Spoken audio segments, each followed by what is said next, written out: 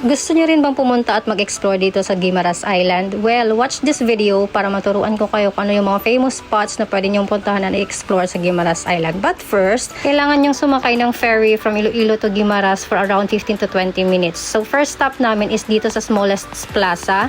And the second stop is dito sa San Lorenzo Wind Farm. After namin mag-picture taking dito is dumiretso na kami dito sa kanilang historical landmark which is the Giselle Lighthouse. Ito yung 18th century na Spanish ruin at saka tinaguri ang the second oldest lighthouse in the Philippines. Dito rin matatagpuan yung sinukuan tree or the miracle tree which is yung cross is nasa center talaga ng kahoy. Tingnan nyo naman. Oh.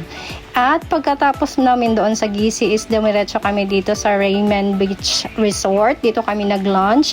Ang mumura ng kanilang mga pagkain dito at saka ang sasarap pa. In fairness, masarap talaga yung luto nila dito. At saka, if ever napupunta kayo ng Guimaras Island, wag nyo kalimutan na tikman yung kanilang mangga because they are known to be the mango capital of the Philippines and proven and tested masarap talaga yung kanilang mangga. Pagkatapos is diretso kami dito sa monastery at saka doon sa kanilang City Hall. Anyway, nag-rent pala kami ng sasakyan worth 4,500 for our day tour in Guimaras Island. So, yun lang. See you to our next gala. Bye!